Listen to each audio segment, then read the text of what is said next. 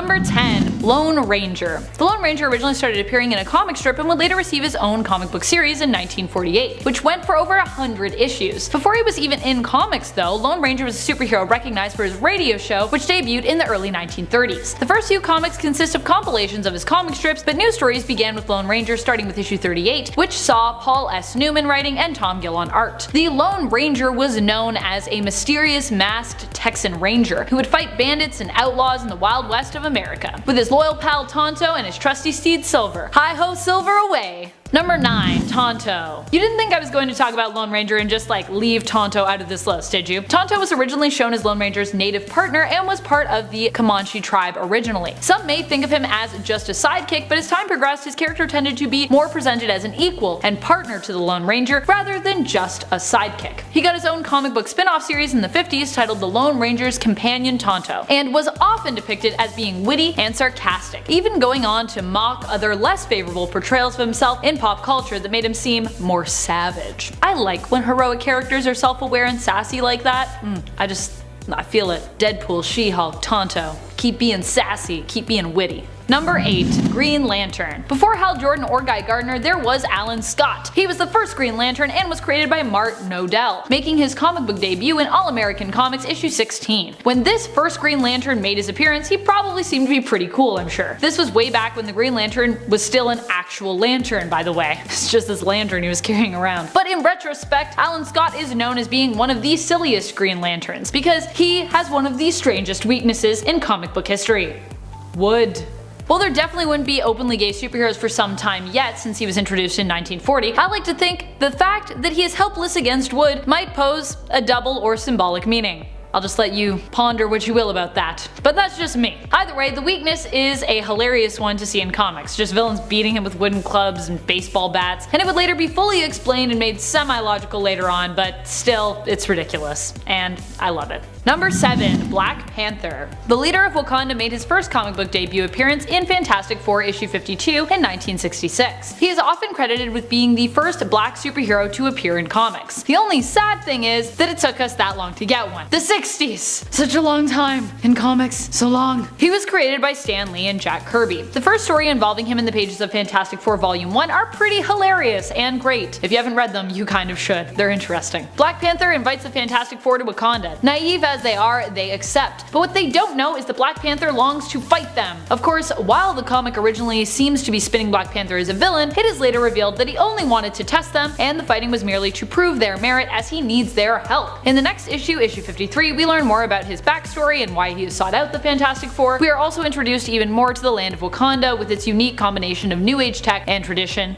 old and new. So there you have it. Number 6. Superman. Superman is that hero that you usually think of when someone asks who the oldest superhero is during a trivia night. And honestly, I'm sure it's an acceptable answer by most trivia standards. But not here. Not here. Here we go further. Superman is widely thought of as being one of the oldest, the original American comic book superhero. But seeing as how he is number 6 on this list, I think us mega nerds would likely know otherwise. Still, he came out in 1938 and first debuted in Action Comics number 1. And honestly, if you read his original appearance, it's easy to see what all the hullabaloo is about. It's basically a piece created to show off and introduce just how unstoppable Superman is. In fact, Superman would continue to be presented as near invincible until the 80s, acquiring more and more powers with each appearance. And then we had to fix that. We had to tweak that because it's too much power. Superman was created by Jerry Siegel and Joe Shuster. Number 5. Sheena. Queen of the Jungle. You might be wondering just where Wonder Woman is on this list, but Sheena actually predates Wonder Woman, and her own self-titled series even predates Wonder Woman's by a few months. She was originally published by Fiction Comics and was known as Sheena, Queen of the Jungle. Most 1930s Queen of the Jungle I have ever seen, but yet. Sheena's abilities included super strength and agility, and the ability to communicate with animals. She made her first appearance in WAG Comics issue number 1, and her self-titled series came out in early 1942, just a few months before Wonder Woman.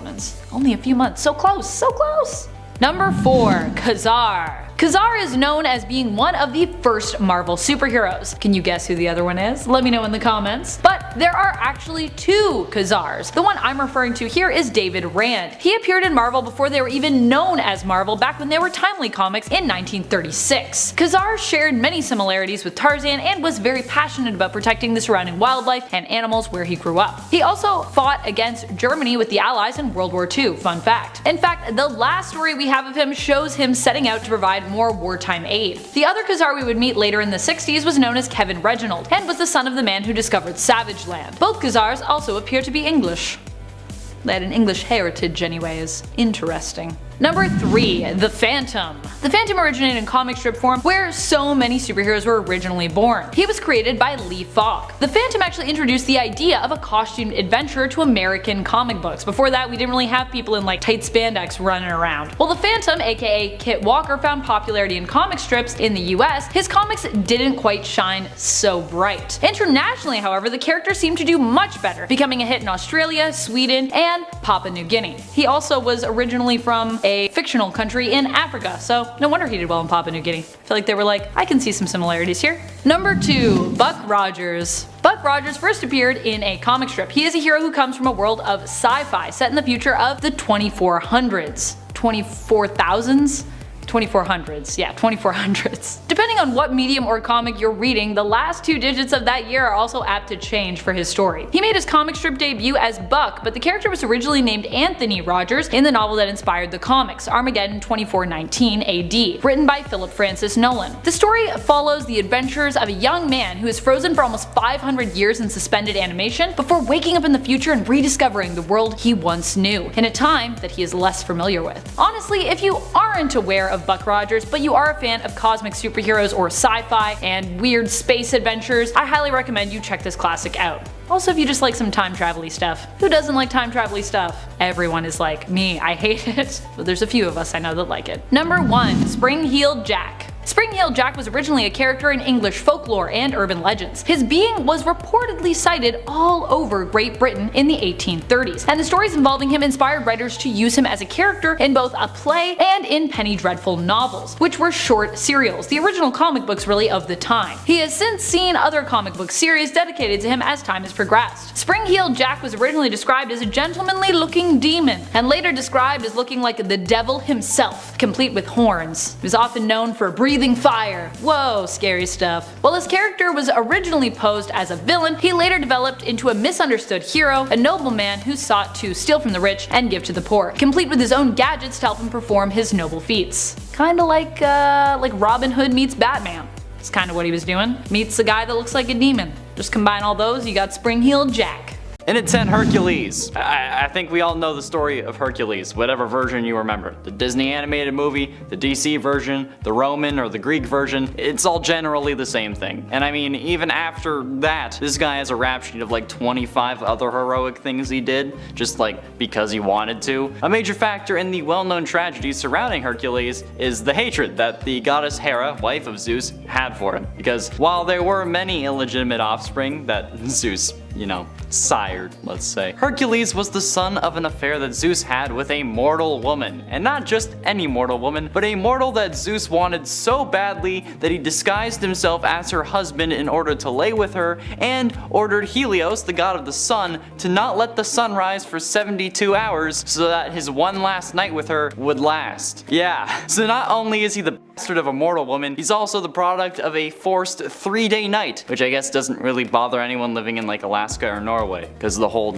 6 months of night thing, not anything weird. Number 9. Odin. Odin ended up joining the Stone Age Avengers sometime after he actually was said to have created the humans on Midgard, which was then known as Aesheim. In doing so, he had disappointed his father Bor, who decided to punish Odin by hurting the humans. Now, as someone who often seems pretty detached from human suffering later in his life, it's pretty wild to think that Odin possibly created them and was perhaps one of the first cosmic beings to actually care for them as a superhero. And I know what you're you're thinking, but Amanda, we all know Odin is super old. Yeah, you know that, but did you know he was this heroic? Because I always find it very surprising myself. Odin ended up returning to Aesheim to act as its protector and also to learn how to better control Mjolnir, which was his hammer at the time. He ended up befriending multiple prehistoric superheroes, joining the Avengers of 1 million BCE, and he also ended up developing a deeply romantic relationship with his teammate, the Lady Phoenix. In fact, it was even revealed that the Phoenix was actually the true mother of his son, Thor, because that's what's happening now, so there we go. In it ate Blue Beetle. In 1964, during the Silver Age of comics, Charlton Comics revised the character of Dan Garrett, the original Blue Beetle, for a new Blue Beetle series. Charlton's new Blue Beetle retained the original's name, but no powers or backstory, making him a different character. This Beetle was an archaeologist version of Dan, who obtained a number of superhuman powers including super strength, flight,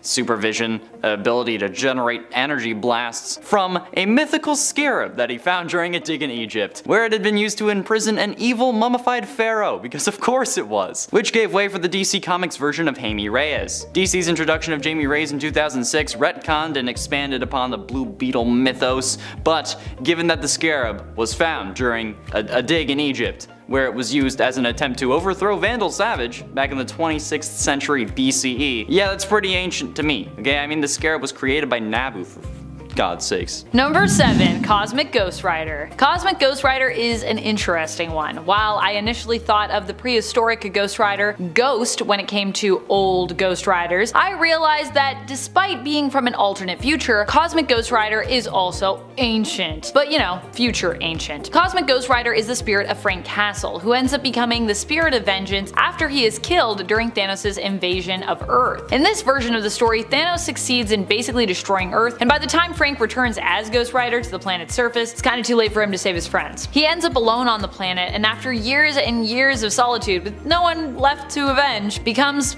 well, insane, as I think pretty much almost anyone would. Despite eventually becoming Thanos' herald, CGR is really doing his best to be a good guy. He only ever really even joined up with Thanos because, you know, well, there was no one left and he didn't want to be alone. Before even joining up with Thanos, Cosmic Ghost Rider did attempt to get his revenge on the Mad Titan, teaming up with Galactus, but even Galactus fell in this fight against this alternate King Thanos. In its 6th, Dr. Fate. Nabu the Wise was a Lord of Order and cosmic being who arrived at Earth billions of years ago to take on a proactive role in battling the Lords of Chaos. A cosmic being with near limitless magical power, his spirit resides in the Helmet of Fate and is the source of the great power held by those who wear the mantle of Dr. Fate. Dr. Fate is just the helmet. Fun fact, you all knew that. Dr. Fate's origins begin over 10 billion years ago, which I personally think qualifies as ancient, or maybe even older than that, if there is anything older than that. I don't know. My senior year Comtech teacher was pretty old. But not long after the formation of the universe, were there born two elemental forces, the Lords of Order and the Lords of Chaos. You can kinda see where this conflict is going. On the world called Celia, the Lords of Order manifested themselves, the first sentient race in the universe, and a race of incorporeal magical beings at that. After millennia, circa 3500 BCE, the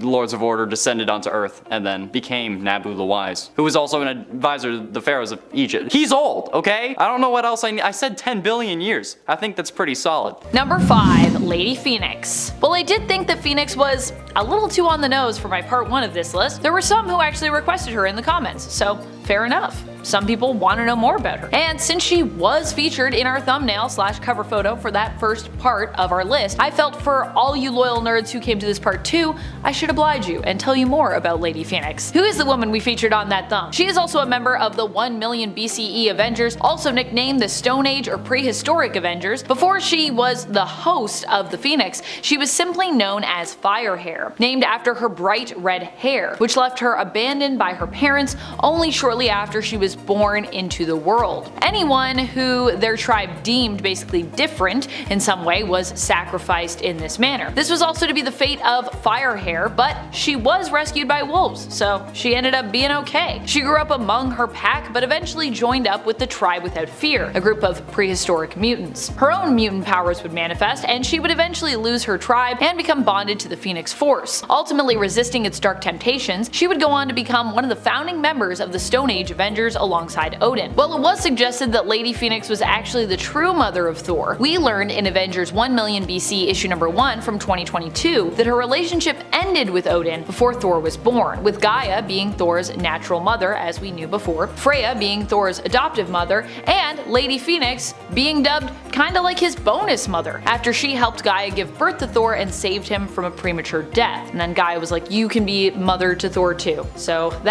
we got that all figured out. Sorry what I said on part 1 is not exactly true. Not his mother, well she is his mother, but she's not his only mother. He's got a lot of mothers. And at 4, Mr. Majestic.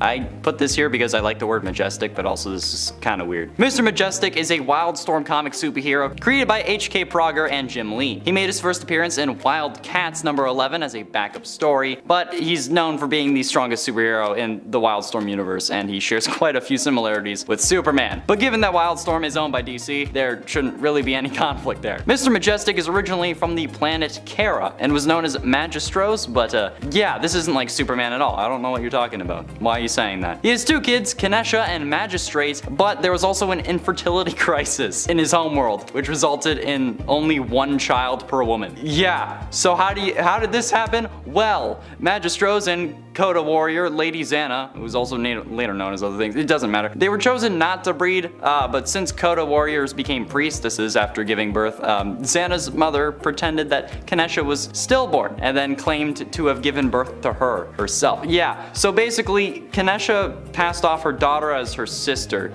which is a whole... They're old. It's old. It's an old thing. I don't... Number 3, Witchblade. While most people think of Sarah Pizzini when they think of the Witchblade, Sarah was not the only one to wield the blade, and was, in fact, by far the first. One of the oldest Witchblade wielders was actually Samantha. Samantha hails from ancient Roman times, though she herself is not Roman, but instead was a native of an old Celtic town that they overtook named Cecilia. At least I think its name was Cecilia. There's also a character in the story with her that's named Cecilia, so that's a little confusing, but I'm pretty sure I'm right about that. Samantha was enslaved, but would eventually escape and end up running into druids out in the countryside, who believed she was the one who would be destined to save the other Celts from the Romans. She was given the Witchblade and would set out on a mission to destroy all Romans. While a hero ultimately, I would say at least of her own story, Samantha's tale and alignment is pretty complex, which is often what makes Witchblade hosts like her so interesting. But ultimately, in number 2, Doctor Strange Fate. Doctor Strange Fate is the amalgam of Doctor Strange, Charles Xavier, and Dr. Fate. Yeah, they're present in the Amalgam universe of Earth 9602, and given that both the Sorcerer Supreme and Dr. Fate are present, I think that this qualifies as ancient. Dr. Fate alone just makes that happen. Strange Fate learned that 2 keys controlled by Access would restore the DC Comics and Marvel Comics universes to their own worlds, which would result in the destruction of the Amalgam universe and therefore him. So, to keep his universe intact, Dr. Strange Fate recruits Jade Nova, Skulk, and White Witch to capture Access and bring him to Strange Fate so that the Amalgam universe can remain active. But it turns out that he was actually a part of a problem, or a part of the problem. That's a story for another day. But Doctor Strange, yes, the real one, preserved the Amalgam universe in a pocket dimension, essentially making it its own multiverse in a sense. But I also bring this up because I like the Amalgam universe, okay? It's cool. Iron Lantern, Lobo the Duck, hell yeah. Number 1, Man-Thing Sorcerer Supreme. Perhaps even more surprising is a reality where the Man-Things rule the planet. Their version of the 1 million BCE Avengers team is filled exclusively with Man-Things as a result. One of these Man-Things is known as the Sorcerer Supreme on this planet in the reality we know as Earth 91. Unfortunately, we do not get to know too much about this version of Man-Thing, as he is killed by the Masters of Evil when they come to his reality in Avengers Forever issue number 5 from 2022. What we do know is that like Dr. Stephen Strange and many other Sorcerer Supremes, this Man-Thing does seem to possess a cape, although it is a bit shorter than Strange's, I would say. His version of the Eye of Agamotto, or his version of the third eye, I'm not really sure what's going on with this, also seems to be something that he has, but he wears inside his chest, or on his chest. I think Dr. Strange ends up with a third eye at one point, but he's also got the Eye of Agamotto, so I don't know. Instead of Man-Thing wearing this anywhere else, or having it on a chain or a necklace, implying, that this eye is a part of him. Or perhaps it's simply, like I said, just a third eye, and it's just on the chest. I feel like that wouldn't be, I guess he doesn't really wear clothes because he's a Man-Thing, so actually I guess it'd be fine. Number 10, Hero for Hire / Power Man. That's right, while Black Panther was one of the first superheroes of color to appear in comics, Luke Cage's Power Man would actually beat him when it came to having his own comic series. This series was originally titled Hero for Hire, but the name would later be changed starting with issue 17 to Power Man. The first issue of Hero for Hire came out in June of 1971, and Black Panther wouldn't get his own series until 1977. I know, strange, right? The name for Luke Cage's series would change one more time starting with issue number 50, becoming Power Man and Iron Fist. That name would stick with the series from issue 86 till its end in issue number 125.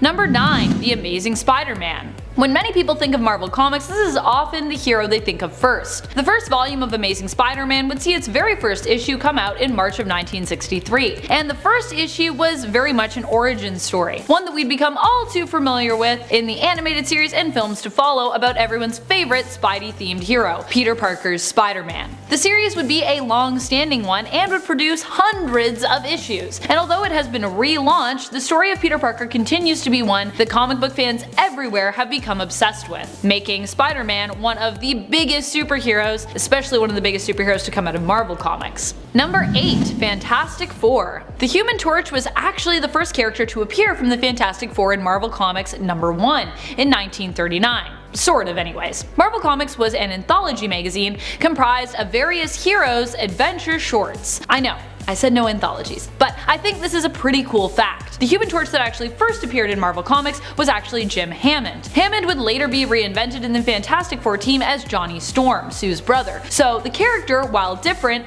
is even older than the Fantastic Four comics itself, which is still pretty old, although granted that Human Torch wasn't obviously the same as the Human Torch that we have now. The Fantastic Four series started in 1961 with issue 1, which like Spider-Man's start was also an origin story. Watch out for those cosmic rays, or maybe don't if you want superpowers. Number 7. The Flash. Starting us off with Barry Allen's Flash, this series had hundreds of issues as well, though not quite as many as the Amazing Spider-Man series. It all started in March of 1959 with issue 105. While that might seem like an odd number to start on, it was because the series was picked up by DC Comics after All American Publications cancelled its predecessor, a series known as Flash Comics, which featured predominantly the adventures of the Flash and Hawkman. DC Comics actually was kind of once All American Publications. DC was the phoenix that rose out of the ashes of a few different comic book publishers who came together to create DC, of which All American was one. And then later, that original Flash 2 from Flash Comics, Jay Garrick, would also become part of our continuity. Fun fact. Jay Garrick was one of the few Flashes that actually got to retire, post and die, or go back into the Speed Force, or any of that fun stuff. Number 6. Wonder Woman. Wonder Woman would get her own series in 1942, shortly after her appearance in All-Star Comics issue number 8. The first issue even introduced a female associate editor of the magazine, Alice Marble. Marble was known as an acclaimed tennis player. While her time on the DC staff editorial board was brief, she was also a self-proclaimed fan of Wonder Woman, who was responsible during her time with DC for the Wonder Woman of History feature in the comic, which retold the stories of real-life famous historical women. Wonder Woman's first story involved her saving Steve Trevor, and introduced us to the world of the Amazons. Apparently, Amazons liked riding kangaroos around originally. Did you know that? At least they look like kangaroos, I don't know. Giant kangaroos, we ride them in combat. I wonder when horses became a thing in these comics. I need to read more old Wonder Woman, because it seems like a time. Number 5. Green Lantern. This comic was originally published by National Periodical Publications, who, as we know now, would later become one of the companies that would amalgamate into DC Comics. The series would run for 38 issues, and would introduce the first Green Lantern, Alan Scott. One of my favorites to bring up, because I get to talk about his weakness to wood. In this first issue, we would discover how Alan got his powers from both the Green Lantern ring and an actual Green Lantern, which was created by an old Chinese lamp maker from molten green space metal that had crashed to Earth via meteor. This original series really put the lantern in Green Lantern. It's not even a funny joke, it's just really bad. You're welcome. Number 4. Captain Marvel Adventures. Captain Marvel Adventures was the spin-off from Viz Comics, an anthology series that featured the ever-popular Captain Marvel. Captain Marvel Adventures was the original series for the hero, produced by Fawcett Publications. Alright, let's get into the craziness of Fawcett, here we go. Fawcett would end up cancelling the series and all other superhero series eventually as a result of the lawsuit filed against them in regards to Captain Marvel's similarity to Superman, who had belonged to National Periodical Publications at the time the lawsuit was filed in the 1940s. Still, Captain Marvel Adventures would go on to have 150 issues before it was cancelled in the 1950s. National Periodical Publication would later evolve and merge into the famous comic book publisher that we know today as DC Comics. And as Fawcett was closing up shop, DC would end up picking up the rights for Captain Marvel, aka Billy Batson, in the 1970s. Captain Marvel under DC would eventually evolve to become Shazam, originally the name of the magician who gave Billy his powers in his origin story in Viz Comics. Although later that magician would have a different name, have no name, all sorts of crazy stuff. The name change happened after Marvel Comics sued DC for rights to the name in regards to their own separate Captain Marvel, who first appeared in the Marvel Superhero series in 1967. Oh, comic book characters and lawsuits. Woo! I hope that clarified some of that crazy lawsuit stuff for you, or made it more confusing. Either way, I hope you learned something. Number 3. Captain America Comics. Captain America was one of the first Marvel heroes to get his own series. Captain America Comics was the original name of the series, and its first issue came out in March of 1941. Unsurprisingly, the cover features Cap punching Hitler in the face, pretty much establishing what kind of hero Steve Rogers would be from day one. The kind of guy that likes to punch Nazis in the face. That's his thing. That was his thing anyways. Then he got frozen in some ice, then he woke up, did some other stuff. You know how it goes. Number 2. Batman.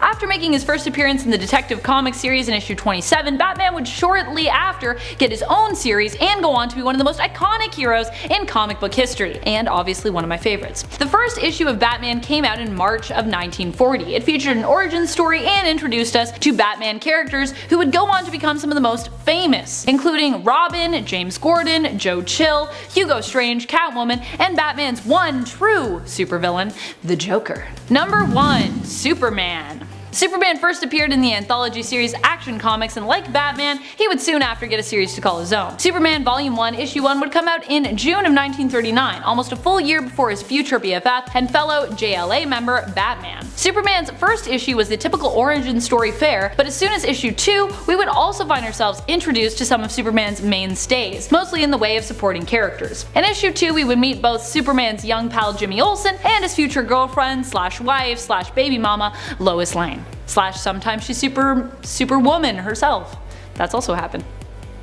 Oh, Lois Lane. She's a pretty cool lady. Number 10. The Question. In the Prime Earth continuity, the Question, or a version of the Question, is revealed to be one of the oldest beings in the world of DC. This is revealed after we learn that the Question was one of the criminals in essence that the Circle of Eternity, located at the Rock of Eternity, chose to punish for their crimes against humanity. This group of beings who were punished were known as the Trinity of Sin. The Question would go on to become a hero following this. This version of the Question is largely a mysterious figure who has not appeared as much, probably because the original version of the character Vic Sage and his predecessor Renee Montoya ended up both returning to the comics recently. What we do know is that the Question had his memory erased from history and from himself, with even his face being left completely featureless, so he could never remember who he was. This was part of his punishment, but also done to guarantee that the Question would not be able to rise up once more as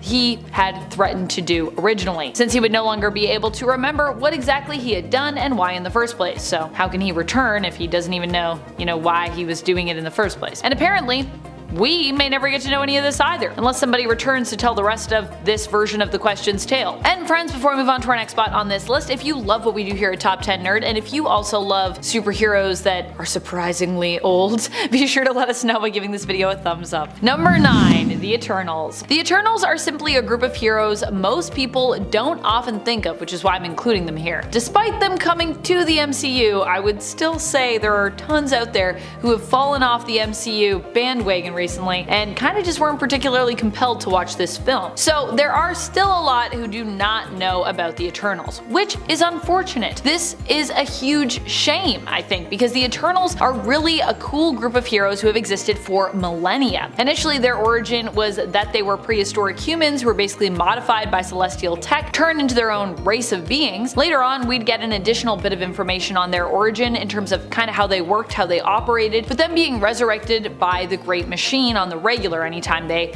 died. That's how they were eternal, almost being like kind of androids with a soul in a sense at one point. The Great Machine is actually also Earth, which is both a big blue ball that everyone lives on and, at its core, an actual machine, a resurrection machine, in part. Its survival is intrinsic to the survival of Earth and all life forms living on it, and it was, up until recently, also tied to the Eternals, meaning that for Earth to continue, the Eternals would also have to continue to be called into existence. The Eternals, being ancient heroes, were initially the enemies of the Deviants, who were also created by the Celestials. They defended Earth against the Dark Celestials, or they tried to, and have also become ingrained in human mythology, with them being the real-world heroes from ancient epics and folklore. Hawkgirl. While Hawkman recently appeared in Black Adam in the DCEU, which has been rebranded with their highly anticipated reset impending as simply the DCU, Hawkman isn't the only hero out there who is ancient among the Justice Society. And no, I'm not talking about Dr. Fate, who also is pretty old.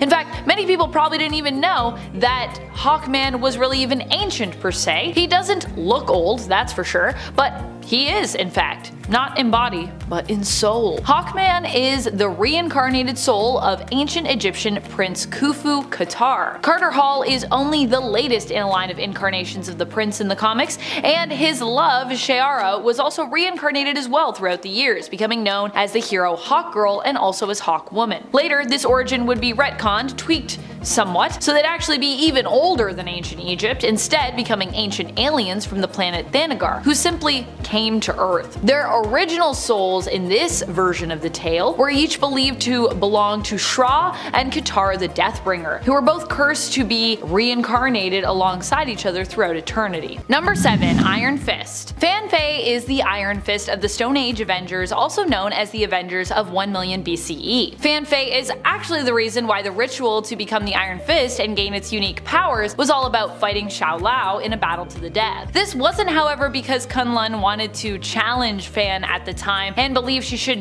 be their champion. This actually happened as the result of a punishment. Fan Fei, you see, was a kung fu master who had been trained since birth in Kunlun, but her curiosity of the outside world caused her to sort of leave Kunlun in secret. She came across cavemen who were helpless against the beasts that basically often attacked them, and she decided she was going to help them. Fan sought to help these people by teaching and training them herself in the ways of kung fu. However, it was forbidden in Kunlun to share your knowledge, and when her people found out, they marked her as a criminal. As punishment, her students were brought to Shao Lao and basically fed to the dragon. Forced to watch, Fan Fei went into a rage, breaking her shackles, seeking to share in the same demise as her students, becoming deeply distraught. However, when she went up against Shao Lao, she struck the dragon and her fist went right through, killing it, and coating her fist in its blood, giving her the power to channel her chi into fiery fists, and leaving her with a dragon mark, which marks her as the Iron Fist. Number 6. Nubia. Nubia is possibly even older than most other Amazons, who are generally known for being old and immortal just standardly. In Infinite Frontier, her story was retconned so that she was no longer a woman held and mistreated against her will for a long time, but a princess reborn in the Well of Souls. Nubia was born from the Well of Souls, reincarnated, around the same time that Princess Diana was born, and the two grew up often being thought of as sisters. And if you're wondering why I was mentioning that she might be older than some of the other Amazons, that's just because she's reincarnated. So although Nubia in her own form is around the same age as Diana, she also got an old soul, you know what I mean? She would spend many years as the guardian of Doom's doorway, and would act as a loyal supporter to Queen Hippolyta, even when it seemed that she had betrayed her. In fact, Nubia's loyalty to the Amazons in the current continuity has not failed, and she even recently was chosen to be the new queen of the Amazons. And we're not just talking about the Amazons of Themyscira either, but in fact all known Amazons in existence, as there are actually multiple Amazonian tribes in existence throughout the world. Number 5. The Old Guard. Can we call the Old Guard heroes? I'm not really 100% sure on that. There are ancient warriors who've been many things over the years. Not all the things they've done were necessarily good, but I would say for the most part, they've tried to stay on the side of good, so I think I'm gonna count them for this list. And that's definitely where they are at when it comes to where we meet them in the modern day. Or at least, you know, the direction they're headed towards, I would say. Initially, the Old Guard were a group of immortal mercenaries led by their oldest member, Andy, aka Andromaca of Scythia, who is thousands of years old. It is in their welcoming of a new member that we get to see some of the good in them, despite them being essentially expensive, deadly, and nearly indestructible guns for hire. Their immortality is as much a mystery to them as it is to readers of the series, seemingly happening to each member miraculously and really without explanation. One minute they were alive, the next dead, and then inexplicably right back to living. In 2020, the Old Guard comics got their first film adaptation through Netflix. As with most Greg Rucka creations, the premise and his approach had me hooked, pretty much. Number 4. Artemis. Artemis was also once Wonder Woman, don't you know? Back in the New Earth continuity. She herself is an Amazon, and despite her youthful appearance, like most Amazons, she's pretty old. In fact, in the New Earth continuity, she was also granted eternal youth as the result of a spell that Circe had cast upon her. In the Prime Earth continuity, she is just straight up immortal. She hails from the Bana Migdal, which is a splinter group of Amazons all their own. Like I said, there are many different tribes. Princess Diana of Themyscira and Artemis have often been presented as rivals in the comics, with Artemis often being jealous of Wonder Woman and kind of striving to prove herself superior to Diana. But despite this, she is ultimately a force for good and a hero, though her warrior's heart might be a little harder in comparison maybe to Diana's when it comes to her heroic approach. Number 3. Starbrand. Vin is the Starbrand in 1 million BCE. He ends up becoming the Starbrand after leaving his tribe. He left them because he believed he did not belong due to the fact that he realized he was gay. Something that seemed to be unacceptable to his people in that time. On his journey, he sought out a garden he had seen in a dream, which it turned out appeared to be the biblical paradise known as the Garden of Eden. Once he found it, he also found Burke. Also no vowels. No vowels for these people in prehistoric times. The two men became lovers, but would eventually be separated after Burke died in a deviant attack. It seemed the deviants wanted the garden for themselves. The attack resulted in a cave-in, and while Burke did not survive, Vin did, finding the body of a dinosaur who had previously been the Starbrand. Vin was imbued with its powers and fought against those who had killed Burke. However, in the process, this also destroyed the garden. Vin would go on to become the hero known as Starbrand in his time and join up with the other Stone Age Avengers of 1 million BCE. Number 2. Shazam. Wait. Billy Batson is super old? No, we aren't talking about Shazam. Not that Shazam. Not the Shazam formerly known as Captain Marvel. We're talking about the Wizard, who gave Billy Batson his powers and who has also been known by the name of Shazam. Initially in the Prime Earth continuity, we were led to believe that the Wizard was simply someone who bestowed powers on Billy, but we'd later learned that he was actually one of the old gods Shazam would actually get his powers from. This truth of the Wizard's, aka Mama Roggins, aka Shazam's origin would be revealed after Billy Batson was left depowered following the action of Grail, Darkseid's daughter, who basically cut off his access to his powers by untethering the old gods from his magic lightning. While not a direct superhero, the Wizard is a powerful force of good who is even able to help repower Billy from the afterworld in spirit form, finding basically new gods for him to be empowered by. Number 1. Eternal Warrior. Marvel and DC are not the only publishers who have ancient heroes. Even Dynamite, now owning Red Sonja, is not the only publisher with ancient superheroes by any stretch. A lot of people have ancient superheroes. In fact, one publisher that was suggested in the comments that has tons of ancient superheroes is Valiant Comics, so I'm happy to be talking to you about that. Great suggestion. This particular hero from Valiant that we're talking about is Gilad Anipada. Gilad was one of 4 siblings granted immortality. He has used this extended time over his life to train up, becoming a master in many different areas of combat. He acts as a hero in the comics, being tasked with defending the Geomancer of any given generation. Geomancers were kind of born in a line, and they're magical heroes in their own right who were chosen to act on behalf of the Earth as the planet's defender, and who are able to communicate with nature and the Earth. And the Eternal Warrior basically just acts as like their guardian, so heroes protecting heroes. Number 10.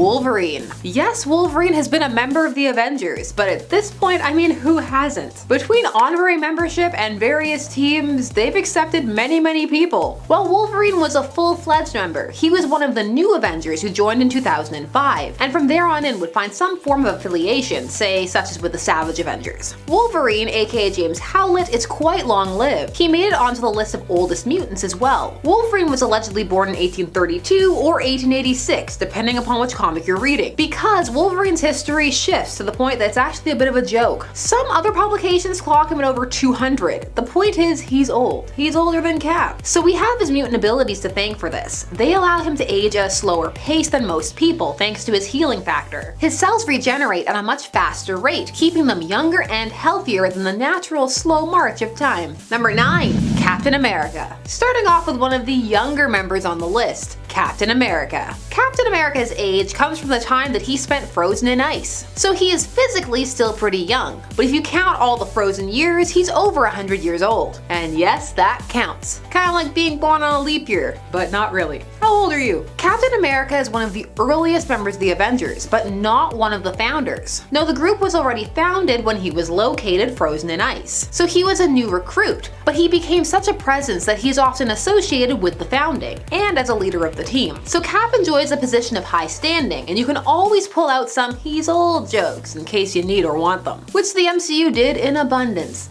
Capsicle ahoy! Number 8. The Sentry. The Sentry is Robert Reynolds, and based on his backstory, he is older than the rest of the Avengers. He is positioned as a Superman-style hero for Marvel, appearing and launching a golden era in a way that happened for DC but not for Marvel, because Marvel wasn't Marvel until the 60s. Before that, they were Timely and Atlas. Hence, this Sentry was there before the rise of the Age of Heroes such as Cap and Namor, who were the Golden Age heroes of Marvel, and he was firmly established by the Renaissance, aka the time of the Fantastic Four, based upon this retroactive canon.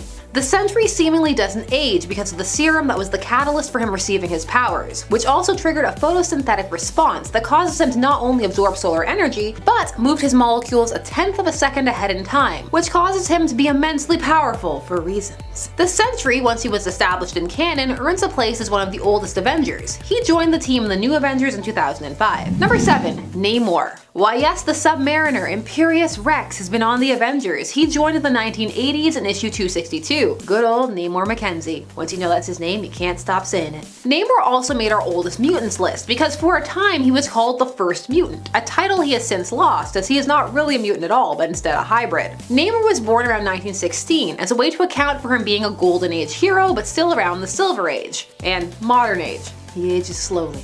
As mentioned, he was one of the Golden Age heroes for Marvel, and he made that transference over in the Renaissance when he was reintroduced in the Fantastic Four. But of course, the old continuity was still canon as well, so he is over 100 years old. And he's not on like the reputable Avengers team all the time, he gets to be on the Illuminati too, and cause the Skrull invasion. Number 6. Conan the Barbarian. Conan is a recent addition to the Savage Avengers in 2019, and has been there since the first issue. 10,000 BC, that is the era when Conan is supposed to be taking place during a fictional era, but the Avengers is a fictional team, so hey, it counts. Conan was transported forward in time by a spell to be on this team of Avengers, and some would say that doesn't count, but here on Top 10 Nerd, that makes him ancient. This isn't the only time Conan has been brought forward in the Marvel canon either. It usually happens in what-if stories. There's a story where he becomes a pimp, kinda. So you can have those fun culture shock moments. I mean, if him being a pimp is fun. Venom is also on this team of Avengers too. He's old, well the symbiote is. Number 5. Star Fox. Star Fox is a member of the Eternals, a race who is an offshoot of the evolutionary process that would create life on Earth. The Eternals are an extremely long-lived race who are viewed essentially as immortal. Star Fox is the brother of Thanos, and he was recruited to the Avengers in the 1980s. His first appearance as a member was in issue 243, but he was a member in training since issue 232. Eros, aka Star Fox, would be on the team without much fanfare until he was accused of sexual assault. Now we've talked about this many times in this channel, and some of you are like, why do you keep bringing it up? Well, it's cause unless you were really tracking Star Fox, like you're a big Star Fox fan, that is the most significant thing to happen to him in many people's minds. And for some, that arc, he's never really recovered from it. Number 4. Gilgamesh, the Forgotten One. Let's continue on down this path of Eternals. He got to be on the Avengers at a time when the roster was nearly empty. He joined in Avengers issue number 300 in 1989. It was at this point that he properly took on the name Gilgamesh and updated his costume. He then also took the mantle of Monster Hunter. He would assist them firstly in until it appeared at his death in 391, and then he would officially leave when his essence was bound to Olympus. Some people afraid he was on the team, which works because of his name, the Forgotten One. Number 3. Cersei. Cersei joined the Avengers in issue 314 in 1990. Captain America had already met Cersei a couple of times, once through time travel and then because she would become friends with some of the Avengers, as Cersei grew quite attached to her time as a human during the time when the Eternals had lost their memory. He would ask her for her help and she would eagerly agree because she had a crush on Cap and was often seen flirting with him. It was after she had helped out the Avengers that she would be asked to join. This was again during their quest for members, as she was an ideal choice as she had already worked with them. She would prove to be a great asset to the team, but Cap would consistently find himself embarrassed by her flirting with him. However, over time she would become more and more aggressive. Cersei, like Gilgamesh and Star Fox, is an Eternal. So, long-lived. It's part of the pedigree. She is said to have been born during the Ice Age. Number 2. Thor, the god of thunder, currently the herald of thunder at the time of this recording. He is of course one of the Asgardian gods. Thor has lived for millennia, long enough to become ensconced in myth. He is at least as old as man, probably older. The Asgardians live in another realm and age much slower than humans, not only as a result of their physiology, but as a result of the golden apples of Idun they eat to prolong their lives. He would end up joining the Avengers after he was cast to Earth by his father Odin. For a time he had a human form as well, that of Donald Blake. Despite this, he is one of the founding members of the Avengers as one of the key players in Marvel's Renaissance, at the start of the Silver Age. Number 1. Valkyrie. Valkyrie joined the team during what's called the Heroic Age of Recruits, and first appeared as an Avenger in Secret Avengers Volume 1 in 2010. It was revealed to be the original Brunhild, which it matters. Valkyrie is of course based off of the Valkyries of Norse mythology, and firmly planted within Thor's universe. Brunhild is seemingly older than Thor, as she was selected for Valhalla by Odin before the Thunder God makes his appearance. This makes her one of the oldest Avengers. She also has a pretty confusing history involving multiple identities, some time being taken over by the Enchantress, being split into multiple people, and the like. Number 10. The Immortal. With a name like the Immortal, you bet your socks this guy has been around for a hot minute. Due to an accident that happened approximately 3,000 years ago, the man who became the Immortal was exposed to an unknown anomaly that gave him superhuman abilities that put him almost on par with Viltrumites, making him one of the 3 known beings in the universe that can make that claim. But outside of his incredible strength, speed, durability, stamina, and flight powers, the Immortal is, you guessed it, immortal.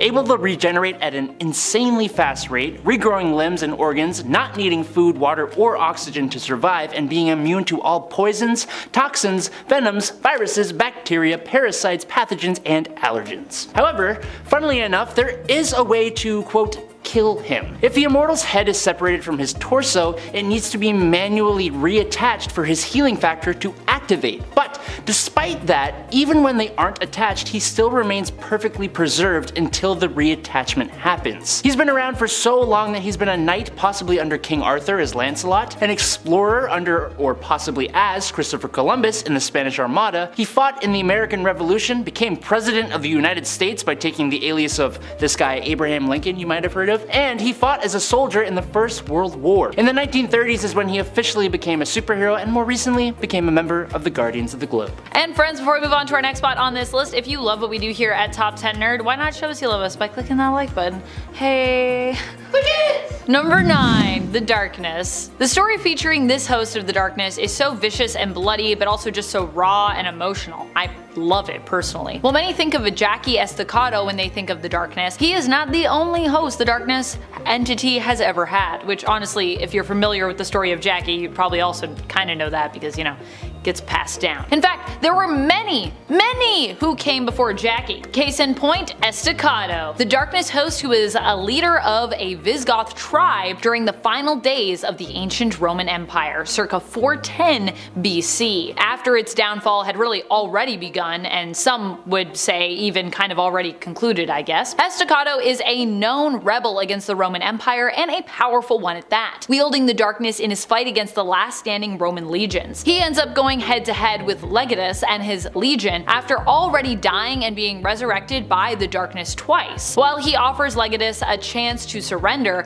Legatus knows he is doomed either way since the Roman Empire is coming to an end, and so chooses not to back down as he doesn't really see surrendering as a real option given the punishment for doing so, were they even able to make it back home at this point. As such, Legatus's legion falls and Estacado makes plans to march with his tribe to Rome. Number 8. Ogon Bat. Okay, Ogon Bat is a unique and cool character in his own right, but he was also one of the world's first superheroes ever, even technically coming before Superman. Originating from Japan as the god of justice and protector of the weak, his origin is that he was originally an Atlantean who was sent forward in time 10,000 years to defend the modern world from evil. He wields a scepter that fires bolts of energy, causes mini earthquakes, and slices through steel. He himself was immortal, could fly, breathe underwater, had X-ray vision, and possessed superhuman strength, speed, and invulnerability to bullets and lasers. He was summoned by a little girl who would call on him, causing a sparkle to appear around, which then turned into a bat and then turned into the hero when it found its enemy. It's very weird, but we just roll with it. While he initially started as a comic, he also has a TV show that appeared in several different countries outside of Japan, and I think he looks really cool. So, yeah. Number 7, Gaia. Gaia is someone that we perhaps don't think of as being an ancient superhero because, well, we just don't really think of Gaia that much. She hails from Marvel Comics and is the goddess of Earth. Gaia is seen as one of the oldest gods that Marvel has to offer us, being one of their elder gods. In fact, Gaia is kind of one of the only elder gods who could be seen as heroic or good. At least one of I would say she's up there, considering she is one of the few who managed to avoid becoming a demon. She also actively sought out the demiurge in order to produce offspring that would help to rid the universe of the other elder gods who had been corrupted after they became demonic, giving birth to Atom, who then became the Demigorge, the God Eater. She's probably also one of the oldest heroes mentioned on this list at all, so there's also that. Number 6. Exodus. Grand Duke Benny du Paris was a 12th century nobleman from medieval France. Does that count as ancient? I don't know, anyone who was around then, so I'm taking it and just running with it, okay? Cool. What you gonna do about it? Nothing, because I'm just an image on your screen.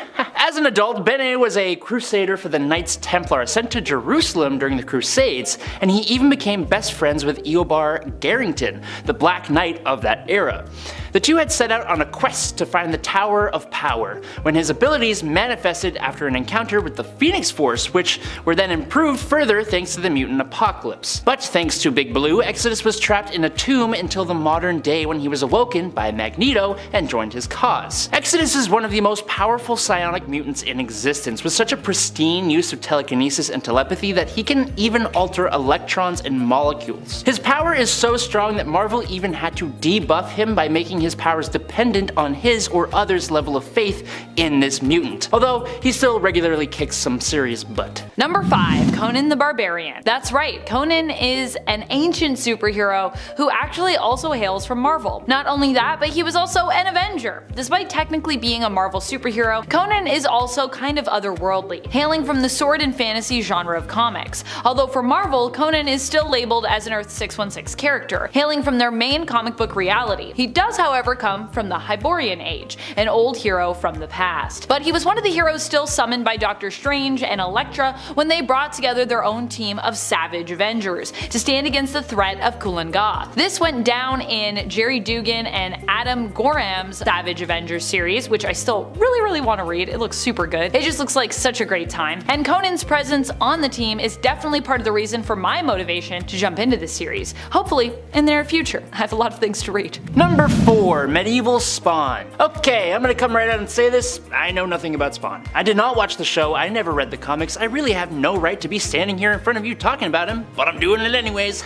Don't worry, I'm not actually talking about the Spawn. I'm going to be talking about medieval Spawn. Naturally, medieval Spawn was not only a hell spawn, but also a knight living in 16th century England. And if you think about it, knights were almost like medieval superheroes, with tales and stories all their own. Sir John of York fought during a civil war in England, but was released from his service to Henry II after he and 3 others mistook the king's anger for orders and went and took the life of the Archbishop of Canterbury. Now, once he passed at the hands of his king's bodyguards, he was sent to hell for his crimes, where he made a deal with Malbolgia and returned as a hellspawn. He then went around England committing good deeds in the hopes of redeeming himself, but he continues to survive after being basically bonded to his armor and now possessing anyone who chooses to don his helmet. And I need to start reading Spawn.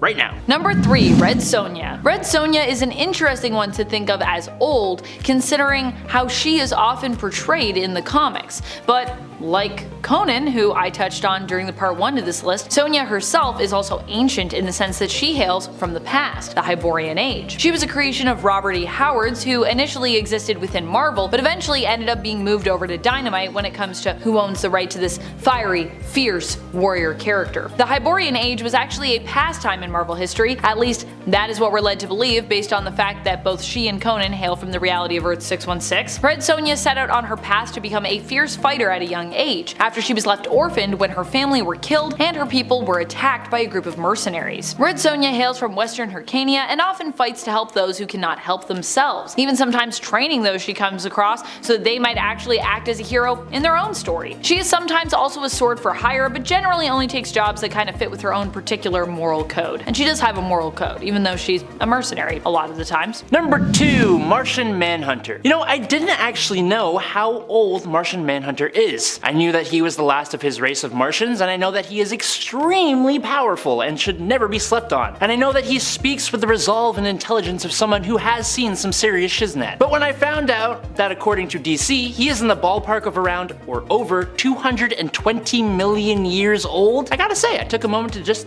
digest that. John Johns, or John Jones if you want to be rude and go by his human name, arrived on Earth after he was pulled there by a teleportation beam during an experiment conducted by Dr. Saul Erdel, who brought him through space and time and then passed away from the shock of actually finding a Martian. This is because John's race was practically wiped out a long time ago, leaving him completely alone and isolated. But now on Earth, with no one to tell him what the hell was going on, he eventually used his shapeshifting abilities to become a detective operating in Middletown, America. For a long time, he mainly operated from the safety of his human persona before he eventually exposed himself to the world and became a founding member of the Justice League, and also one of its most powerful members. Just saying. Number 1.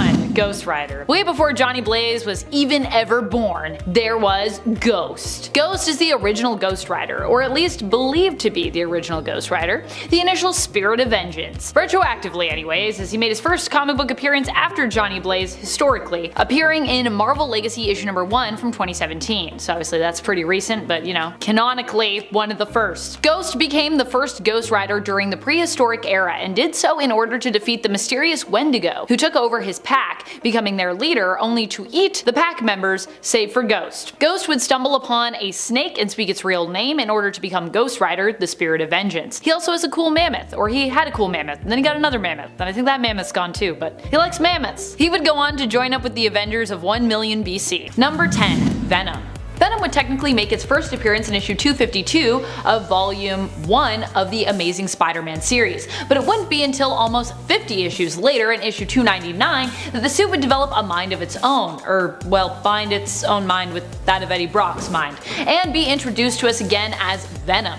Once Eddie had got his hands on the suit, he began to plot sweet revenge on Peter Parker. But during his first appearance, Peter, who was also rocking a black and white suit at the time, albeit not the symbiotic one, I know, confusing, was not at home, so instead, Venom ran into MJ in her and Peter's apartment, scaring her senseless. Eddie would go on to terrorize Peter, but the two would at times reluctantly team up to take on even bigger bads, as despite being kind of a bad guy, Eddie had sort of a moral code. He definitely didn't like to kill innocent civilians and tried to avoid that when possible, though also he sometimes did that. The two teamed up to take on villains like Carnage, and eventually Eddie would become a hero in his own right. He's probably got one of the best story arcs in comics because of his gradual transformation since his introduction as Venom in '88, from complete villain to, well, complete anti-hero. Maybe even like full-on hero now. I don't know. What do you guys think? Is Venom a full hero yet? Can we go there? Number 9. Helena Wayne as Huntress. Before Helena Bertinelli was Huntress, we had Helena Wayne. Helena Wayne was the daughter of Bruce Wayne and Selina Kyle, Batman and Catwoman respectively. Although she didn't come from a crime family, she was still heavily trained by her parents, and eventually took up the mantle Huntress as a vigilante. Like the main continuity Huntress, she was also known for being more violent than was considered acceptable. After her mother's death, she moved out and blaming the criminal Silky Cernak for her mother's death, as he had blackmailed Selina into returning to a life of crime as Catwoman. Helena Wayne set out for revenge. Catwoman died when she returned to her life of crime. No. Mom, why? Number 8. John Constantine. Constantine made his first appearance in Swamp Thing Volume 2, Issue 37. He is known as an occult detective from England who likes to do things his own way. He's somewhat violent and reckless, with somewhat of a disregard for the smaller things.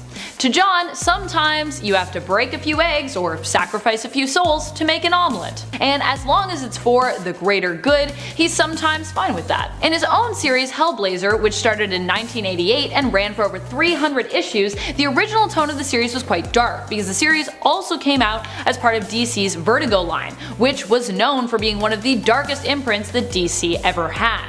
Of course, sadly, Vertigo is no more, but in its place we now have the stunning DC Black Label, so I guess it's fine. Just kidding. DC Black Label's really awesome. But still, can't we have both? Can't we have both DC? Number 7. V. V comes to us from Alan Moore and David Lloyd's series V for Vendetta. He's a mysterious character who is also known as Patient Number 5, who's said to be one of the many victims of abuse in a resettlement camp run by the fascist and villainous Norsefire-ruled government. It is believed that V was a test subject at the camp who escaped. He then adopted the mantle V and began to work on building an anarchistic uprising to topple the oppressive regime.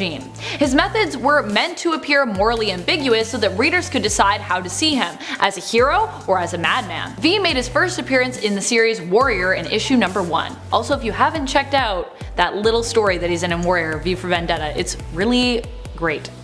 Just saying.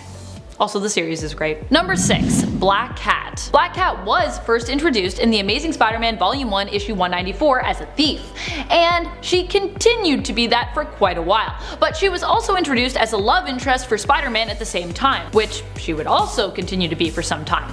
Distracting Spidey with a kiss, she was able to get away with the goods she needed and succeeded in breaking her dad out of jail as a result. Though we wouldn't learn her dad's connection to her until the next issue.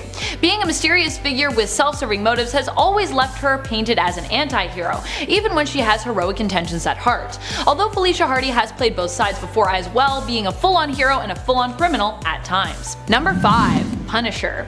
Probably one of the most iconic when it comes to the idea of what an anti-hero is. Frank Castle was also one of the first. It's likely because of him as well that the idea of seeking revenge became a somewhat dark one. The Punisher's main quest is to get vengeance, not just for himself, but for others whom he thinks deserve it. Originally, he turned to a life of vigilantism after the death of his family, who happened to be on a picnic at the wrong place, the wrong time, and were witnesses to something they shouldn't have been.